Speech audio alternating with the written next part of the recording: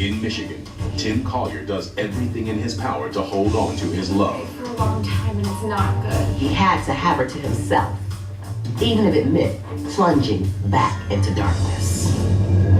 But they have a secret, and when it accidentally slips out, Tim devises a plan to make sure the truth remains hidden. Tim is on top of her, pounding away with his fists. Tim put his life on the line to prove his love for Carol, and in the end, it was his undoing. And later, in Atlanta, Jeff Dulcio goes above and beyond to pledge his loyalty to his boss. He was going to do anything and everything to make sure she was happy. But when that trust is betrayed, Jeff finds himself taking the fall. It was an all-out gun battle. Bullets were flying everywhere. He's either gonna walk out or leave in a body bag. When it comes to the women in their lives, some people will do anything to please them. These are the true stories of those who commit heinous crimes in the name of loyalty for my woman. Growing up in Sacramento, California, Tim Collier has always had a strained relationship with his mother. In fact, she begins to tell him that he's the mastermind behind the plan. Carol told us that Nancy and Tim were arguing over the break-in at the residence. She left to go upstairs to check on the children. When she returned a little while later, Nancy was already dead on the bed.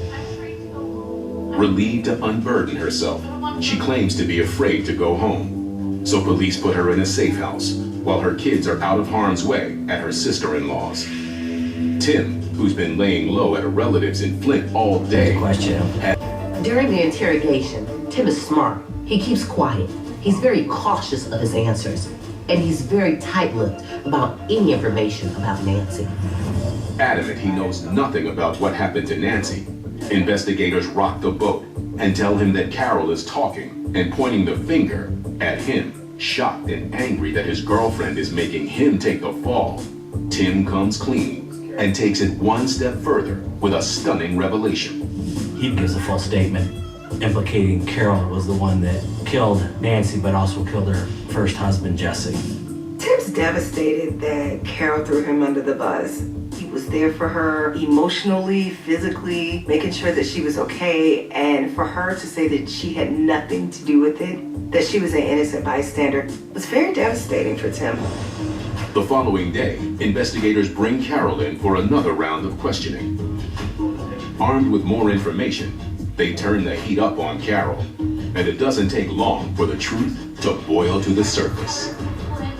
Carol admits that she was involved in the homicide of Nancy, disposing of the body, driving it to Flint, and